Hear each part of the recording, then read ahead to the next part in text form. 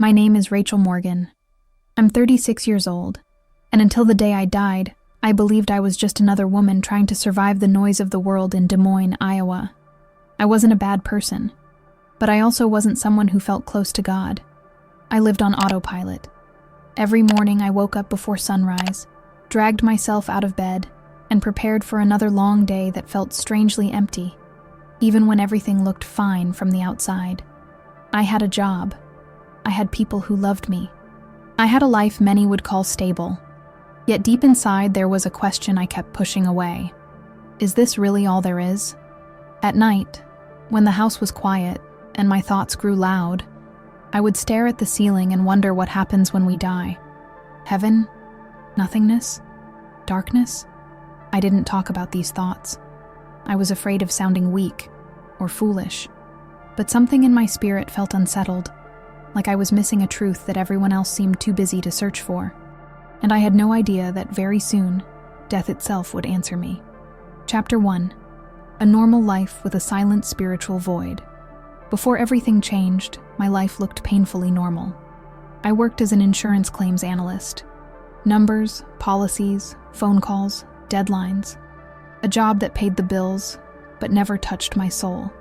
I was a single mother to a 9-year-old daughter, Lily, who was my entire world. She was joyful, curious, full of questions about life and God, questions I didn't always know how to answer. "Mom," she once asked me, "do you think heaven is real?" I smiled and said, "I hope so." But the truth was, I wasn't sure. I had grown up going to church occasionally, but faith never felt personal to me. It felt distant, abstract, something meant for other people, stronger people. I believed in God the same way someone believes the sun exists behind the clouds. I knew he was there, but I didn't feel his warmth. Still, there were moments, small, quiet moments, when my heart felt heavy for no reason, like a warning I couldn't understand. Sometimes, while driving to work, I would feel an overwhelming sense that time was running out, not just mine, but everyone's. I brushed it off as anxiety, stress, life. I had no idea those feelings were preparing me for the day my heart would stop, and my eyes would open to a reality more real than anything I had ever known, the feeling I couldn't explain.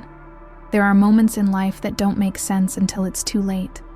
Weeks before my death, something inside me began to shift. It wasn't dramatic. No voices, no visions, just a quiet, persistent feeling that refused to leave me alone. At first, it felt like anxiety. I would wake up with my heart racing, even after a full night's sleep. My chest felt heavy, like I was carrying an invisible weight. Some mornings, I sat on the edge of the bed longer than usual, staring at the floor, trying to convince myself that everything was fine.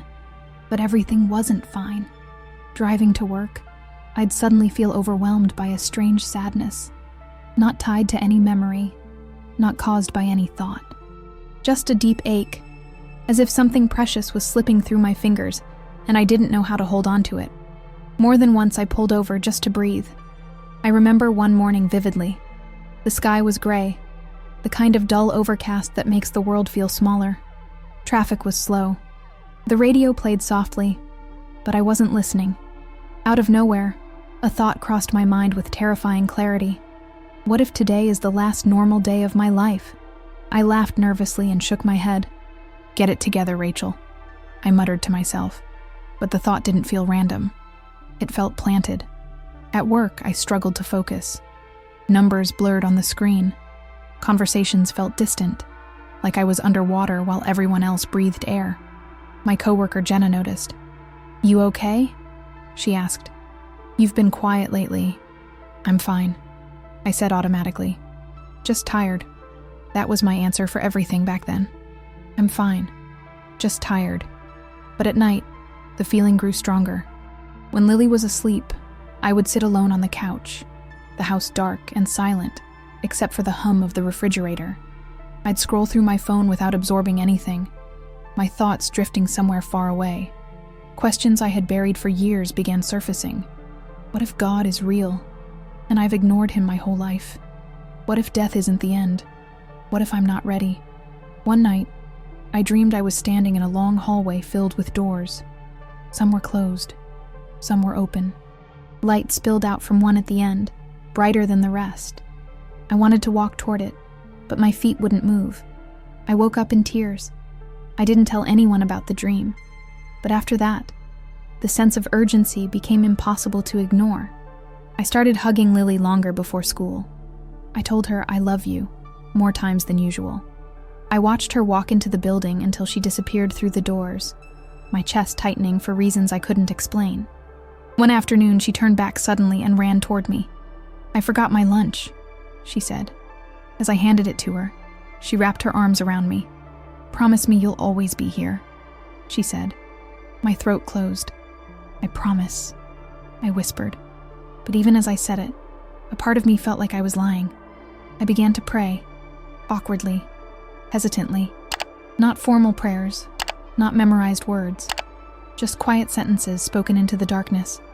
"God, if you're there, I don't know what's happening to me, but something feels wrong.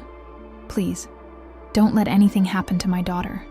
Sometimes, after praying, a strange calm would settle over me. Other times, the heaviness returned almost immediately. It felt like a warning I didn't understand. The night before the accident, I couldn't sleep at all. I lay awake listening to Lily breathe in the next room, every sound painfully loud in the silence. I felt an overwhelming need to go into her room, to touch her, to make sure she was real. I sat on the edge of her bed and brushed her hair back from her face. Tears streamed down my cheeks. "I don't know why I feel this way," I whispered. "But if anything ever happens to me, please remember how much I love you." She stirred slightly but didn't wake. Back in my bed, I stared at the ceiling until dawn. And just before the sun rose, a final thought passed through my mind. Clear, calm, and terrifying. "You are about to see the truth." I had no idea that within hours, my heart would stop beating, and the questions that haunted me would finally be answered. The warning, no one took seriously. The morning of the accident began like any other. That's what makes it so haunting. I woke up exhausted, as if I hadn't slept at all. My body felt heavy, my mind foggy. For a moment, I lay still, listening to the sounds of the house, the distant hum of traffic, the ticking clock in the hallway, Lily shifting in her sleep. Everything was normal. And yet, nothing felt right. I stood in front of the bathroom mirror longer than usual, studying my own reflection. My eyes looked different, deeper somehow, like they were holding a warning I didn't know how to read. "You're overthinking," I told myself. But the feeling didn't go away. While making breakfast, I burned the toast. Then I spilled coffee all over the counter.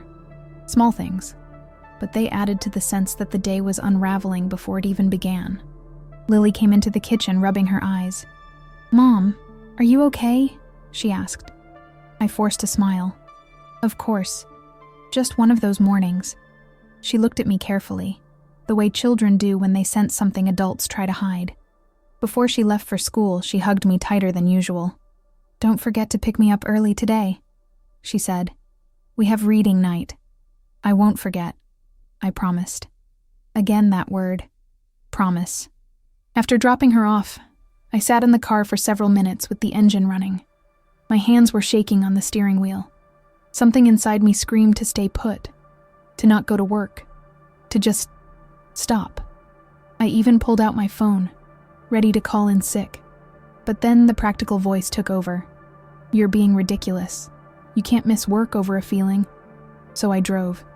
At a red light near my office, the strange heaviness returned, stronger than ever. It pressed against my chest, stealing my breath. Tears filled my eyes for no clear reason. And then it happened. A thought, not spoken aloud, but unmistakably clear. Tell someone you love them. One more time. I grabbed my phone and called my mother. She answered on the third ring. "Hi, honey," she said. "Everything okay?" "I just wanted to say, I love you," I replied, my voice trembling. She laughed softly. "I love you too." "That's sweet, but are you telling me this because you want something?" "No," I said quickly. "I just wanted you to know." "Well, I do know. she said. "Drive safe, okay?" "I will." I hung up, my heart pounding. At work, I was distracted and uneasy. I made mistakes I normally wouldn't. My mind kept drifting, replaying the feeling from earlier, the sense that time was fragile. During lunch, my coworker Jenna sat across from me. "You're really not yourself today," she said gently. "Did something happen?" I hesitated. For a split second, I considered telling her everything, the dreams, the anxiety, the feeling that something terrible was coming. But the words felt foolish in my mouth. "No," I said. "Just tired." She nodded, unconvinced. By mid-afternoon, the pressure in my chest had grown almost unbearable.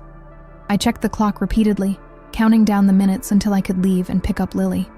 At 4:17 p.m., I finally shut down my computer. As I walked through the parking lot, a sudden wave of dizziness forced me to stop. I leaned against my car, breathing deeply until it passed. "You're okay," I whispered, but my body didn't believe me. The drive to Lily's school was one I had taken hundreds of times. Familiar roads, familiar turns. Yet everything felt unreal, like I was watching my life through glass. At one intersection, the light turned yellow. I should have slowed down. Instead, I hesitated, just for a second. That second changed everything. A truck came through the intersection faster than I expected. I remember the sound of screeching tires, the blinding flash of metal, the violent force of impact, and then silence. No pain at first, just shock.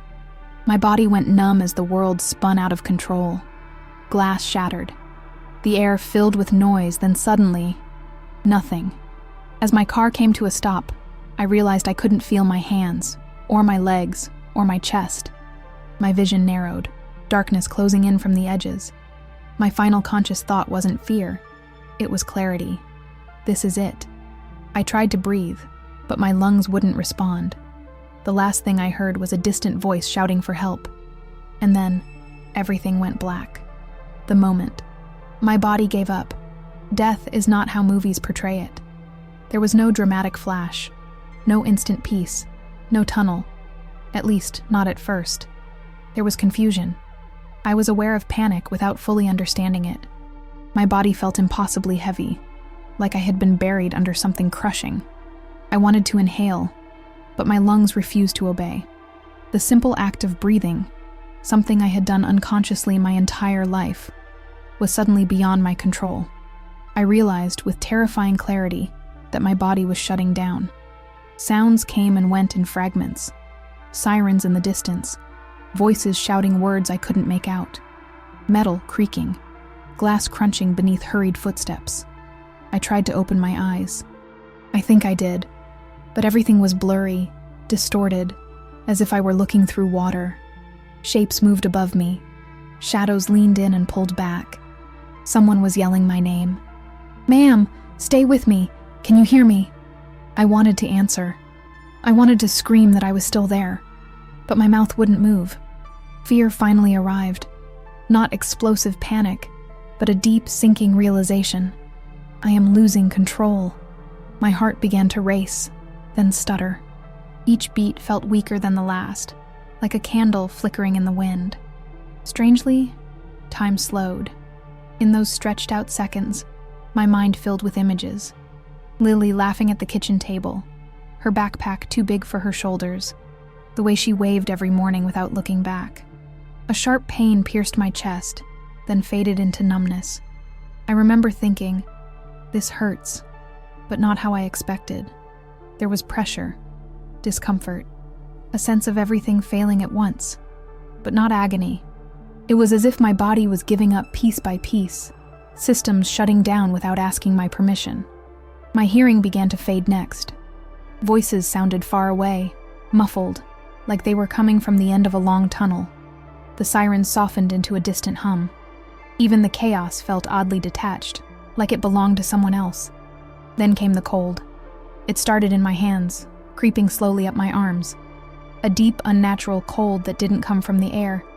It came from inside me. My thoughts slowed. I remember a paramedic leaning over me, his face tense. "Stay with us," he said urgently. "Don't close your eyes." I didn't want to close them, but the darkness was stronger. As my vision dimmed, a strange calm washed over me. The fear dissolved, not because the situation improved, but because something else took its place. Acceptance. The realization arrived gently, unmistakably. This is death. I wasn't fighting anymore.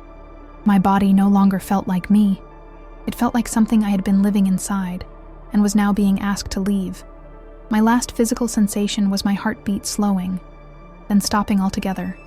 No pain, no drama, just stillness. And then, something unexpected. Instead of disappearing, my awareness expanded. The darkness didn't swallow me. It released me. Suddenly I felt light. So light it was shocking. The crushing weight was gone. The cold vanished. The struggle to breathe ended. I was no longer inside my body. I realized this not through logic, but through contrast. Moments earlier, I had been trapped, heavy, suffocating, powerless. Now, I felt free. I became aware of the scene below me, as if my perspective had shifted upward. I wasn't lying on the ground anymore. I was above it. I saw my car, twisted metal, shattered windshield, smoke curling into the air. I saw emergency responders working frantically. And then I saw her, my body, lying still, broken, lifeless.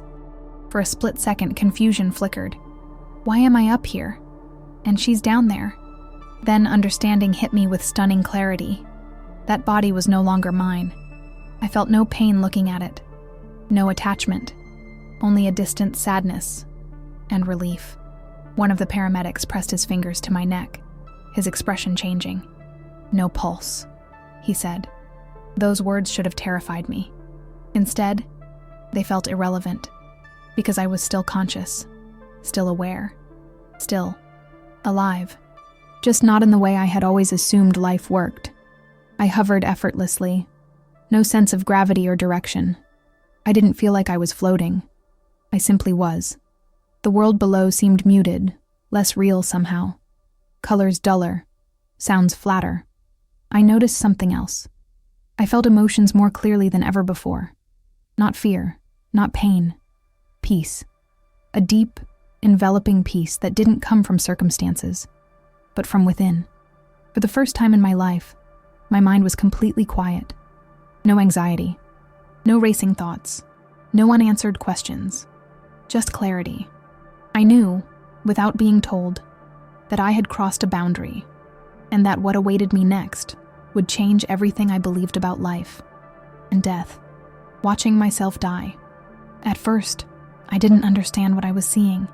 I was aware, fully conscious, but detached from the urgency unfolding below me. The scene felt real, yet distant, like watching a moment from someone else's life, except it was mine. I hovered above the wreckage, observing with an awareness sharper than anything I had ever experienced while alive. I could see everything at once.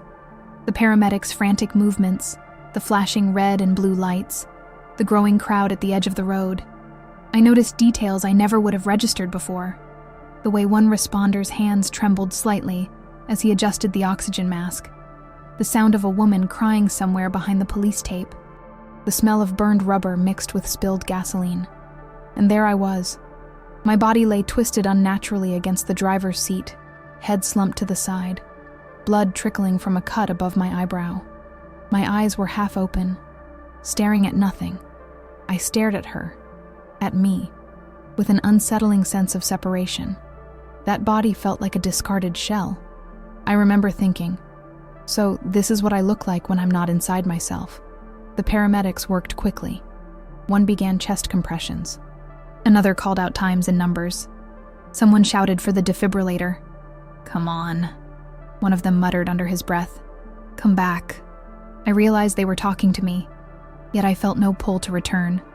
No fear, no panic, just observation. I could hear everything they said, even though I had no ears. I could see from every angle, not limited by a single viewpoint. Then something strange happened. I became aware of thoughts, not spoken aloud, emanating from the people around me. Not in words exactly, but impressions.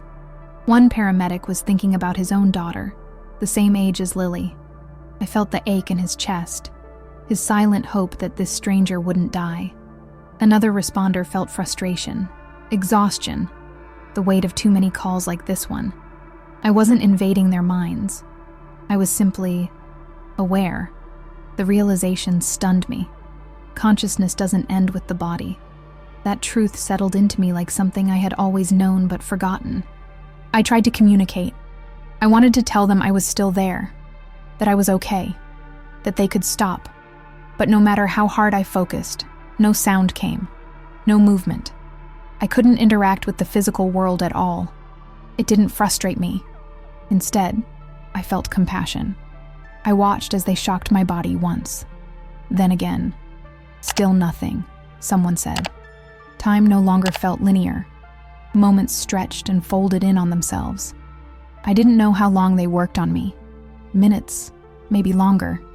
Then, a subtle shift occurred. The scene below me began to lose importance. Not because it faded, but because something else demanded my attention. Behind me, or perhaps within me, there was a presence.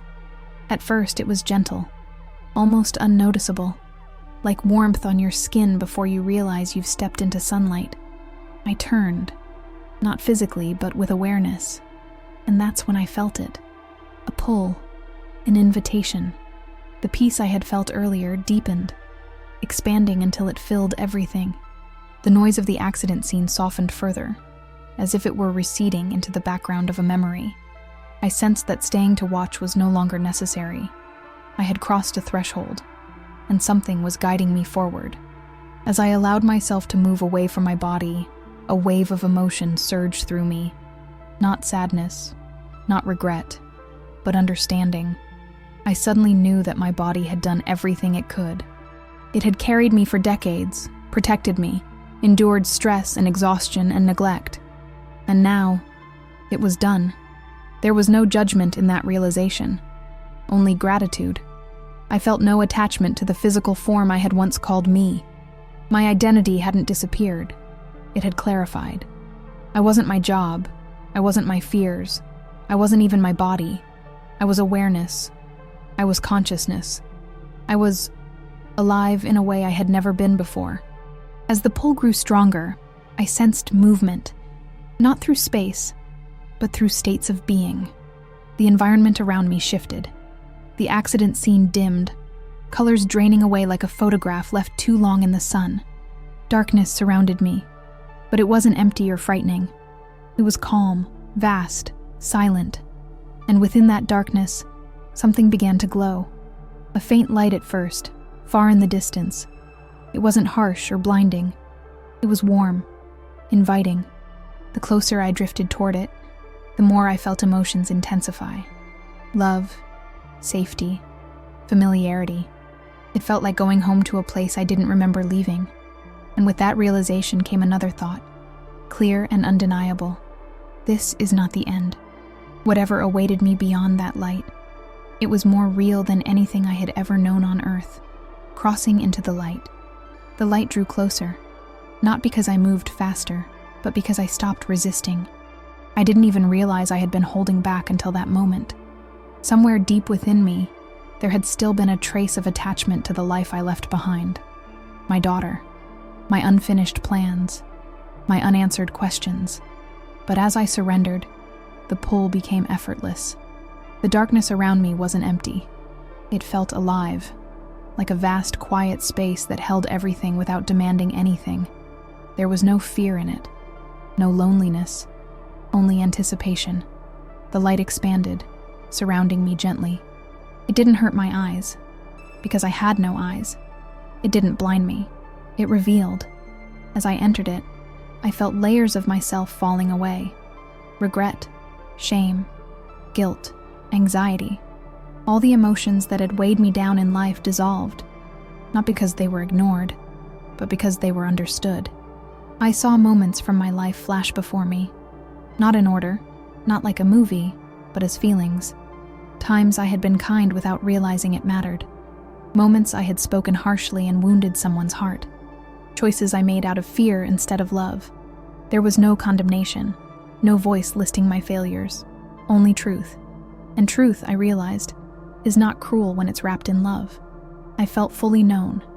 Every thought, every intention, every hidden motive, and yet completely accepted. That alone was overwhelming. On Earth, I had spent so much energy hiding parts of myself, pretending I was stronger than I felt, avoiding questions I was afraid to answer. Here, there was no need to hide. I was transparent, and I was safe. The light intensified, becoming more defined. It wasn't just brightness. It had depth, presence, intelligence. And then I sensed him. I can't explain how I knew. There was no physical shape at first, no clear outline, but the recognition was instant, like hearing a voice you've never heard before, and somehow knowing it has always known you. Every part of me responded. Reverence, love, awe. I wanted to fall to my knees, but there was no body to kneel with. Instead, my awareness bowed. The presence before me felt ancient and eternal, gentle and powerful at the same time. Authority without force, love without condition. And then, he spoke. Not with sound, but directly into my being. Rachel. My name carried meaning here, more than just a label. It felt like my essence was being acknowledged. I felt emotion surge through me so intensely that if I'd still had a heart, it would have burst. I tried to speak, but words felt unnecessary. Everything I wanted to say, every question, every fear, was already known. The presence felt closer now, unmistakable. This was Jesus. Not the distant figure from stained glass windows. Not the abstract idea I had half believed in. This was living reality. More real than my hands had ever felt. More real than pain. More real than breath. His presence radiated love so profound it was almost unbearable. Not romantic love. Not human affection. This was love that creates. Love that sustains everything. I felt unworthy, and immediately knew that unworthiness didn't disqualify me. It was the reason I was there. You were searching. He communicated gently. Images flowed into me. Nights staring at the ceiling, whispered prayers, unanswered doubts. I heard you, he said. Tears, if such a thing existed there, flowed through my awareness. I didn't know how to find you, I replied. Not with words, but with truth. You never had to, he answered. I was always near. Then came the sentence that would change everything I believed about existence. The other side is real. The words weren't dramatic. They weren't loud. They were matter of fact. Certain. Absolute. Truth. Spoken plainly. In that instant, all doubt vanished. Not because I was convinced, but because I knew. Death is not the end. Consciousness does not cease. Love does not disappear. Life continues. More clearly, more fully, more honestly. I felt an overwhelming desire to stay. The peace here was beyond description. There was no time, no pressure, no loss. Everything felt whole. I understood why people speak of heaven with longing. This wasn't an escape. It was home. And yet, something tugged at me. A gentle tension. Jesus turned my attention, not away from him, but outward. And suddenly I saw the world. Not as a globe, not as maps, but as humanity. People rushing, arguing, hurting, distracted, afraid. So many searching for meaning in the wrong places. So many numbing their pain instead of healing it. I felt their loneliness like an echo. They don't know, I said. They have forgotten, he replied softly. Then came a feeling of urgency, not panic, but importance. There is little time, he communicated, and much love missing. I sensed that a message was forming, something I was meant to understand, and eventually carry back. But before I could ask what that message was, Jesus spoke again. You cannot stay yet. The words struck me with conflicting emotions. Disappointment, fear, resistance. I don't want to go back, I admitted. I know, he said. Then with infinite gentleness, but you must. When Jesus showed me the world, when Jesus said I could not stay, I felt a sorrow deeper than anything I had ever known on earth. It wasn't despair. It wasn't fear. It was the ache of leaving something I had only just remembered. but had always belonged to. Before I could respond, his presence gently expanded, and suddenly my awareness was no longer focused on just us. I was shown the world, not as a planet floating in space, not as borders or nations, but as people, millions of lives unfolding at once. I saw crowded cities glowing at night, filled with movement and noise. I felt the exhaustion of parents working 2 jobs, the quiet despair of people lying awake at night wondering why they felt so empty. I saw churches full of people whose mouths spoke faith, while their hearts were weighed down by fear and bitterness. I saw others who had rejected God entirely, not because they were evil, but because they were wounded, disappointed, tired of believing in something that never seemed to answer. I felt Jesus' grief, not anger, not judgment, but sorrow. They are searching for love, he said, but they do not know where to look. Suddenly, scenes shifted rapidly.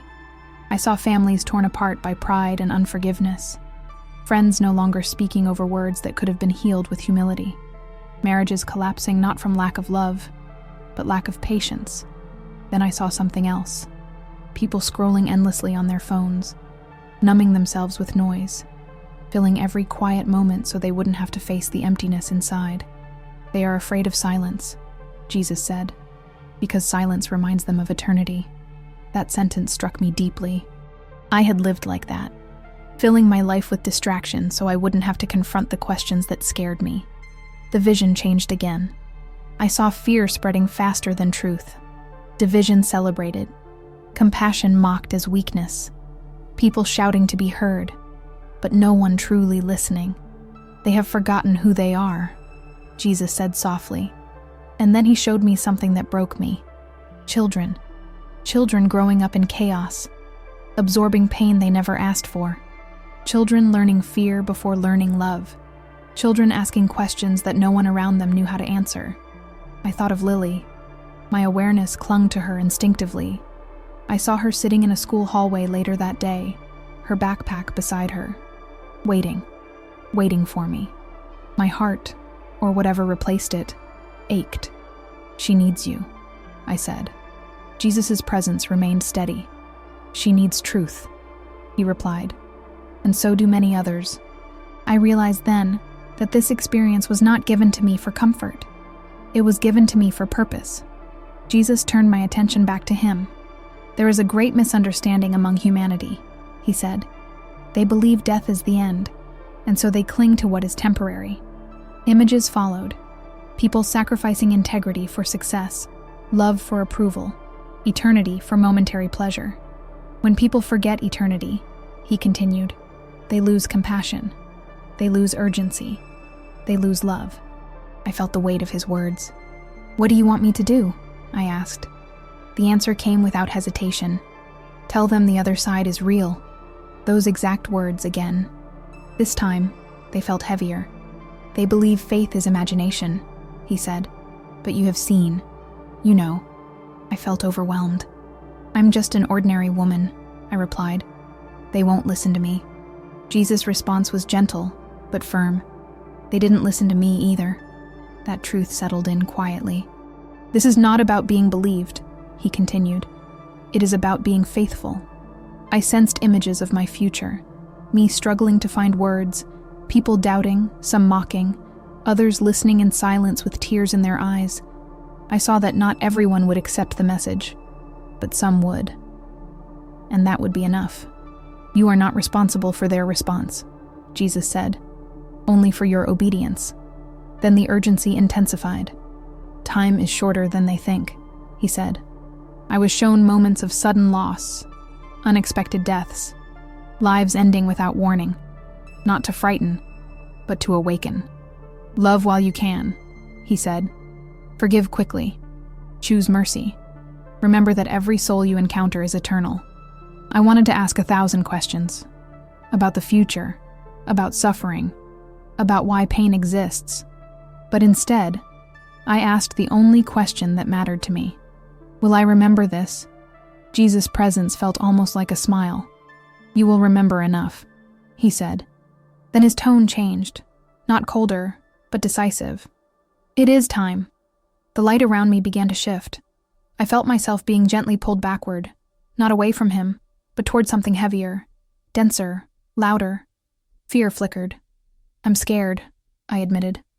"I will be with you," he replied, "even when you don't feel me."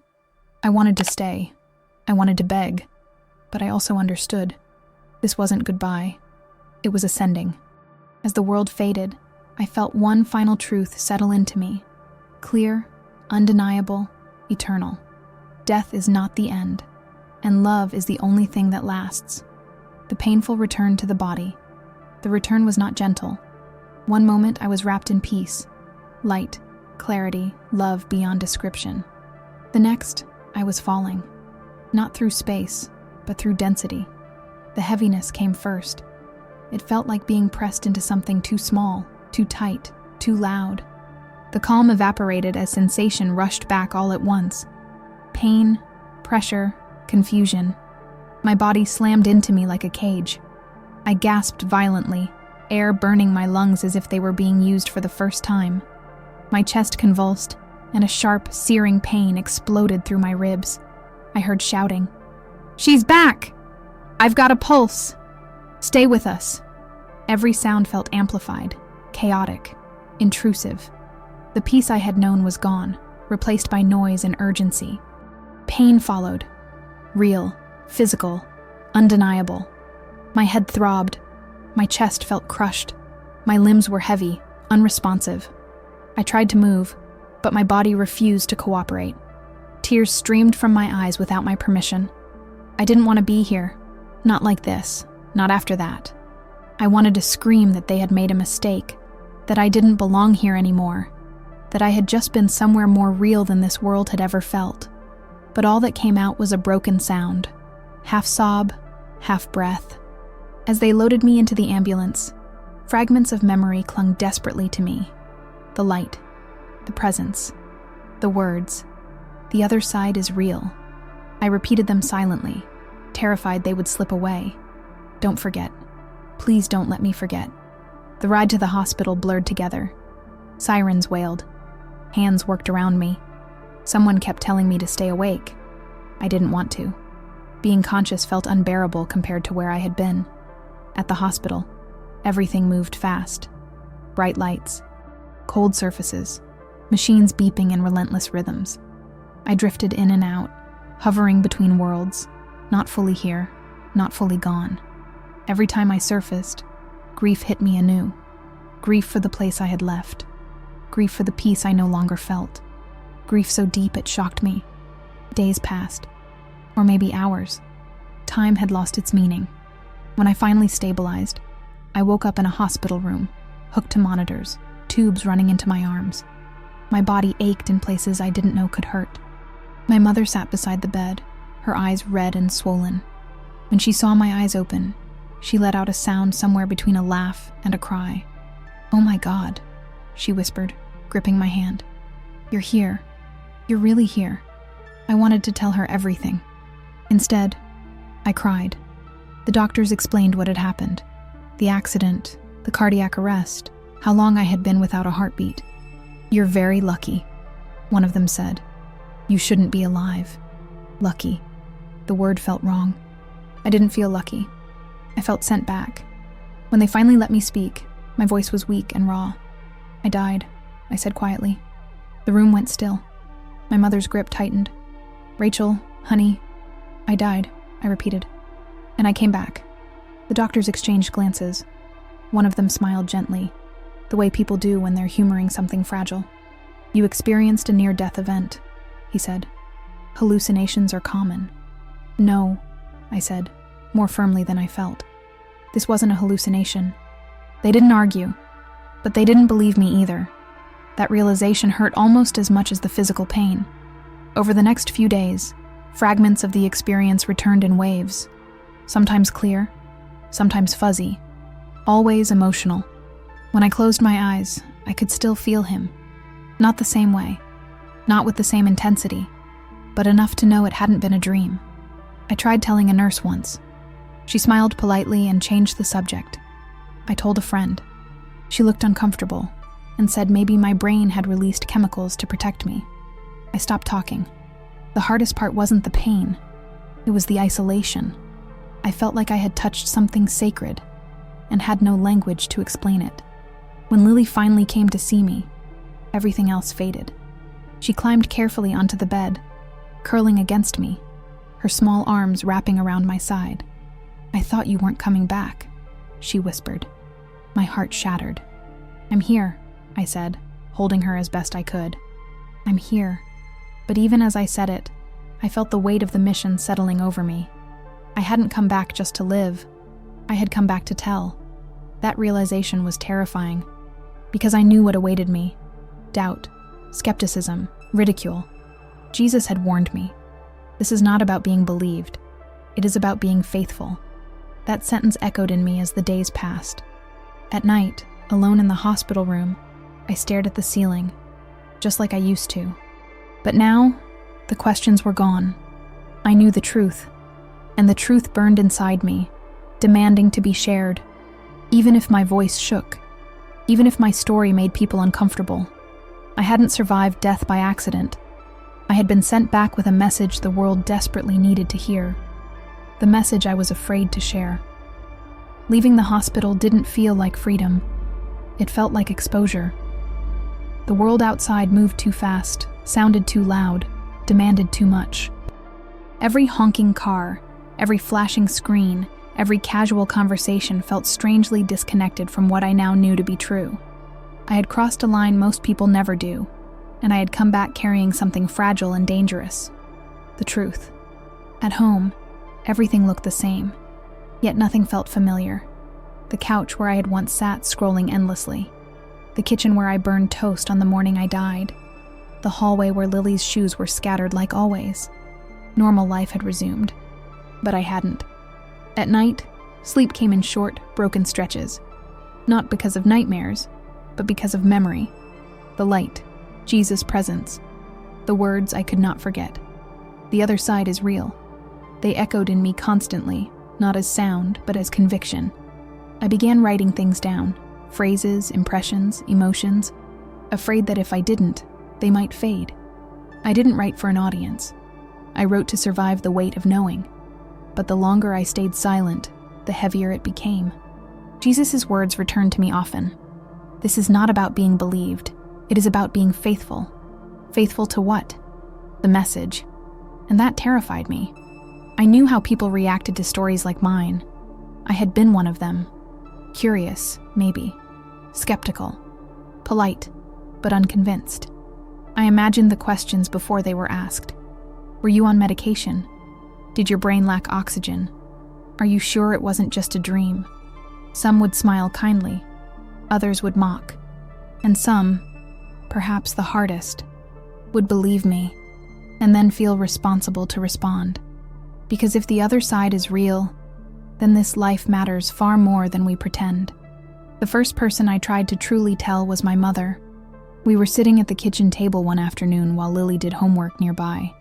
Sunlight streamed through the window, illuminating dust in the air. I took a deep breath. "Mom," I said, "I need to tell you something. And I need you to listen. Not as a mother who's afraid, but as a soul." She looked concerned but nodded. I told her everything. Not in poetic language. Not dramatically. Just honestly. The accident. The moment my heart stopped, leaving my body. The light. Jesus. She listened silently, hands clasped tightly in front of her. When I finished, the room was quiet. Finally, she spoke. "I believe that you believe this," she said carefully. That hurt more than I expected. "I know," I replied softly. "But I'm telling you because it's real, and because people need to know." She reached for my hand. "I'm just grateful you're alive," she said. "That's what matters." I nodded, but I knew that wasn't all that mattered. The next attempt was harder. A friend invited me to coffee. She asked how recovery was going. "I died," I said. She laughed, thinking I was joking. I didn't laugh back. Her smile faded. I told her a shortened version. Less detail, fewer words. I watched her expression change from curiosity to discomfort. "That sounds intense," she said finally. "But near-death experiences are pretty common, you know." Science explains most of it. I nodded. I'm sure science explains parts of it, I replied. But science doesn't explain love like that, or truth that clear.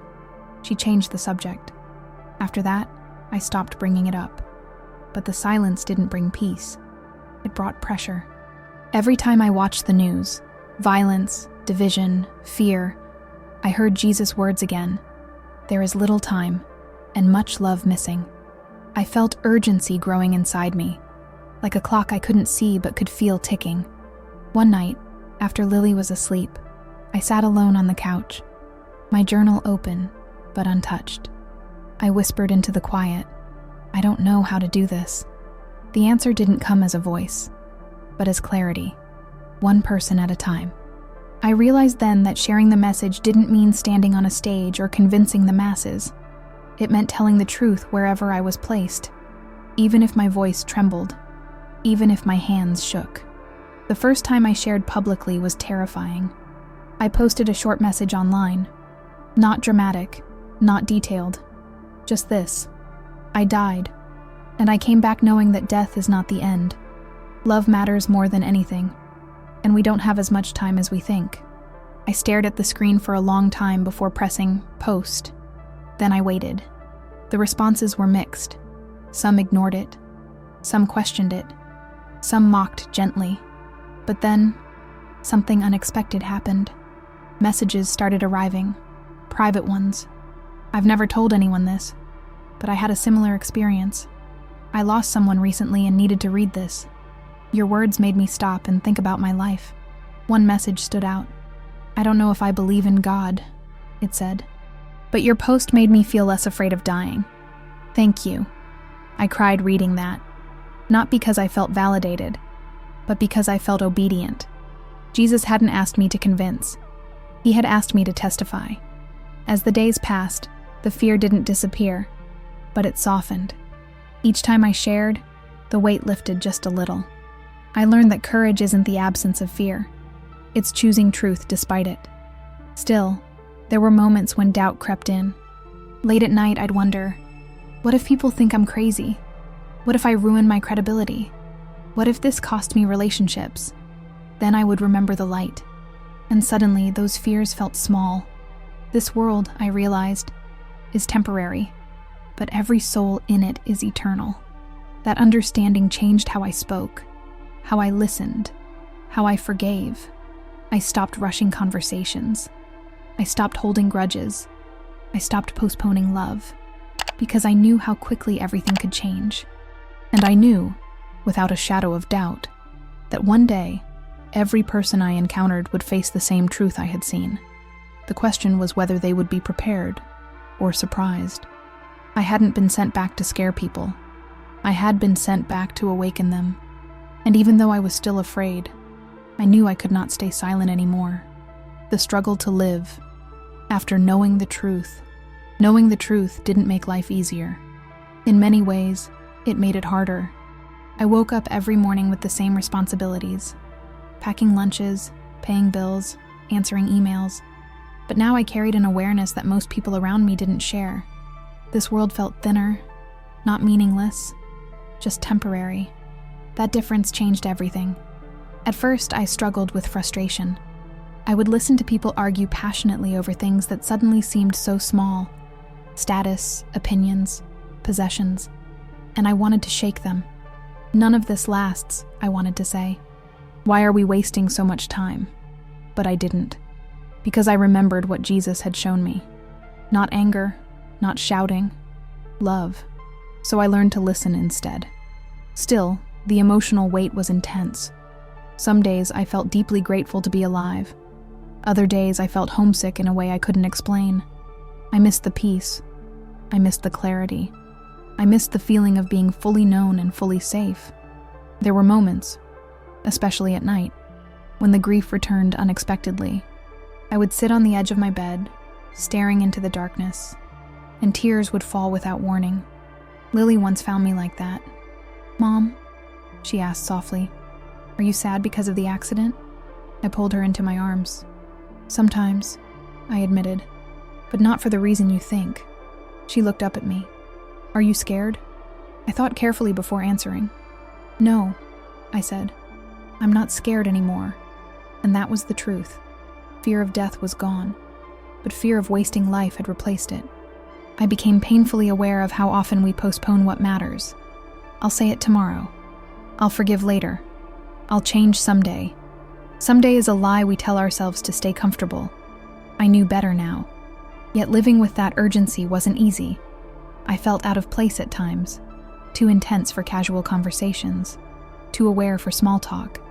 Some friendships faded naturally, others deepened in unexpected ways.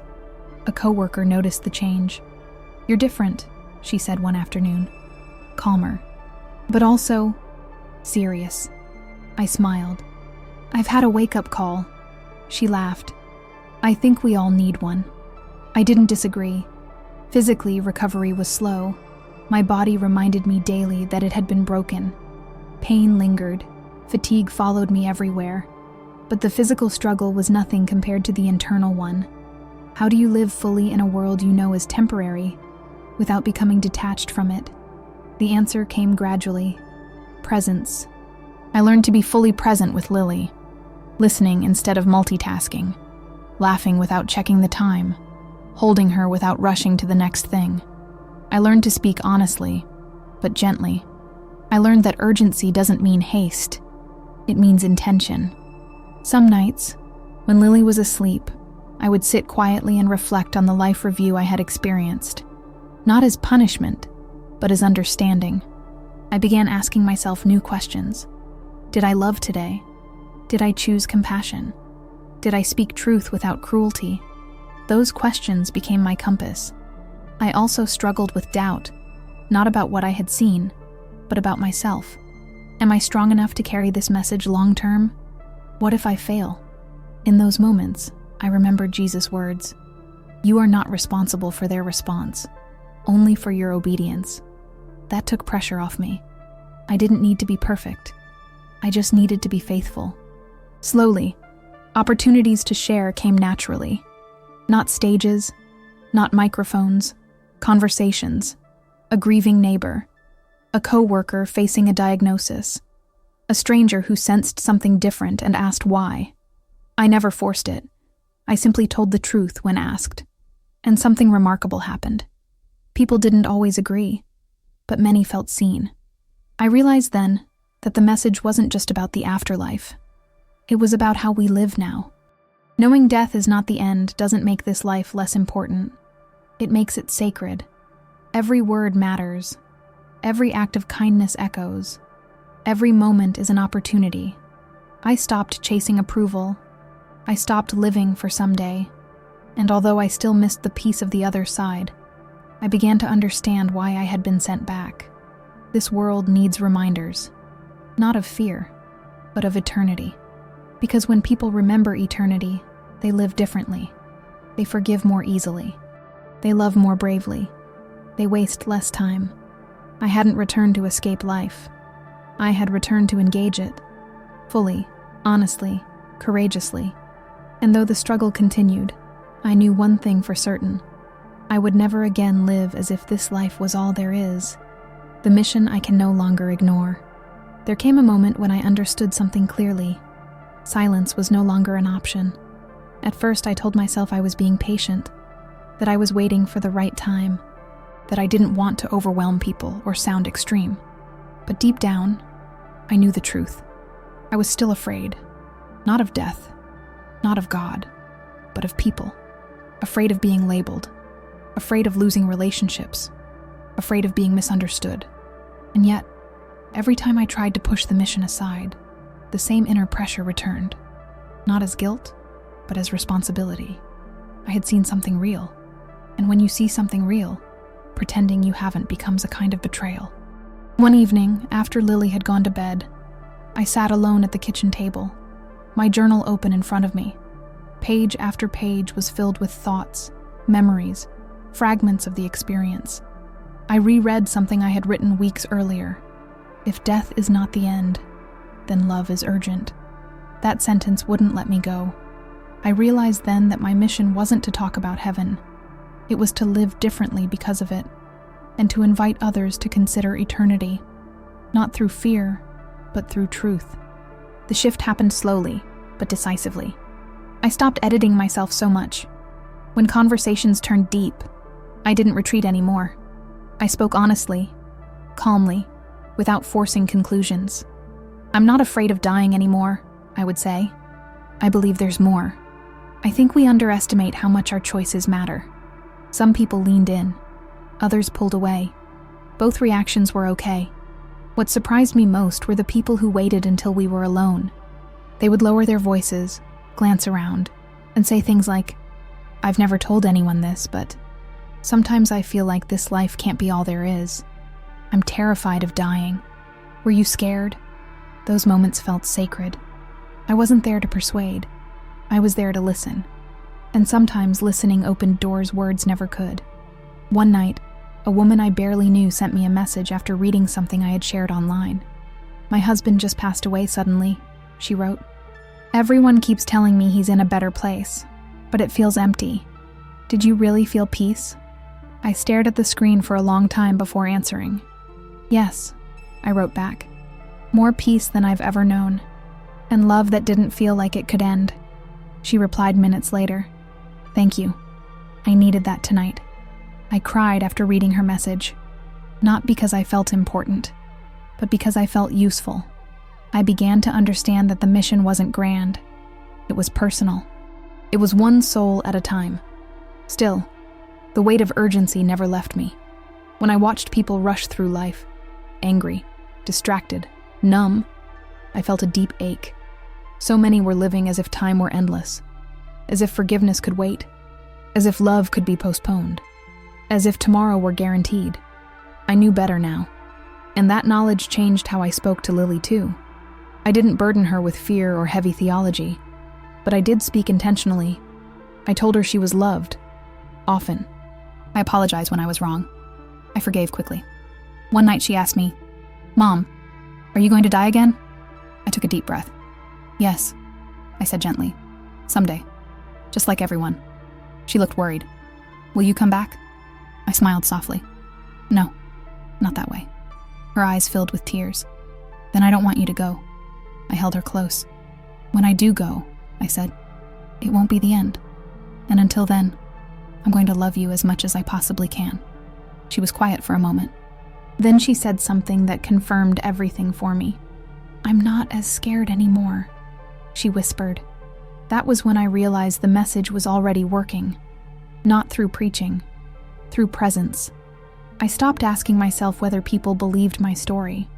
Instead, I asked a different question. Did I reflect the truth I saw? Because if eternity is real, then how we treat each other here matters more than anything else. Kindness matters. Humility matters. Love matters. I also learned that urgency doesn't mean anxiety. It means awareness. It means waking up each day knowing that every interaction is an opportunity to heal, to encourage, to plant something eternal. Some days, I still feel small, still ordinary, still unsure. But then I remember, ordinary people are exactly who God has always used. I wasn't chosen because I was strong. I was chosen because I was willing. And even now, I don't have all the answers. But I have the truth that was entrusted to me. Death is not the end. And once you truly know that, you can never live the same way again. What I know now that you must hear. If you're listening to this, I believe it's not by accident. I used to think coincidences explained everything. Now I know better. Some moments are invitations, gentle interruptions asking us to wake up. This is one of them. Since returning, people often ask me the same question. What did you learn? I could talk about the light, the peace, the presence of Jesus. But what I learned goes deeper than what I saw. I learned what truly matters. On the other side, nothing I chased here had weight. Not money, not status, not applause, not how busy I was. What mattered were the moments of love. The times I chose kindness when it was inconvenient. The times I forgave when I wanted to be right. The times I showed up when it would have been easier to walk away. I learned that we are far more eternal than we realize. You are not just a body. You are not just a name or a job title. You are a soul having a human experience, not the other way around. And one day, sooner than you think, you will step out of this body just like I did. Not in fear, not in darkness, but into truth. Here's what I need you to understand. Please listen carefully. Death does not warn you. I didn't plan to die that day. I didn't say goodbye properly. I didn't finish everything I meant to. Life did not slow down for me. It simply stopped. And that is why now matters. If there is someone you need to forgive, do not wait. If there is someone you love, tell them. If there is something in your heart you keep postponing, stop postponing it. Because eternity is real, and how you live now echoes into it. I am not telling you this to scare you. I am telling you because I don't want you to be surprised. Jesus did not show me fear. He showed me love, but he also showed me urgency. This world is loud, distracting, addictive. It convinces you that what is temporary is permanent. It is not. Your pain is not permanent. Your fear is not permanent. Your mistakes are not permanent. But your soul is. And you were created for more than survival. You were created for connection, for love, for truth. You don't need perfect faith to begin. I didn't have it. You don't need all the answers. I still don't. You only need honesty. If you feel something stirring inside you right now, don't ignore it. That quiet feeling, that heaviness, that curiosity mixed with fear, that's not weakness. That's awareness. And awareness is the beginning of change. I came back to tell you this. The other side is real. Love is the currency. And time is shorter than we think. Cut conclusion. A message. Just for you. Before this video ends, I want to ask you something, and I want you to answer honestly. Do you believe death is the end? Or do you feel there is something more? Write your answer in the comments. If you could say one thing to someone you love right now, what would it be? Write it. Even if it's just one word. Has this story made you think differently about your life, your choices, or your faith? Tell me. You're not alone here. Your comment may be the very thing someone else needs to read tonight. If this message touched you, even a little, don't keep it to yourself. Like the video, share it with someone you care about, and subscribe to the channel, because stories like this are meant to awaken, not entertain. Remember this. Please remember, you were not created by accident. You are not invisible, and your life has eternal meaning. Love deeply, forgive quickly, and never live as if this life is all there is, because I promise you, it isn't. Now tell me in the comments, what part of this story impacted you the most, and why?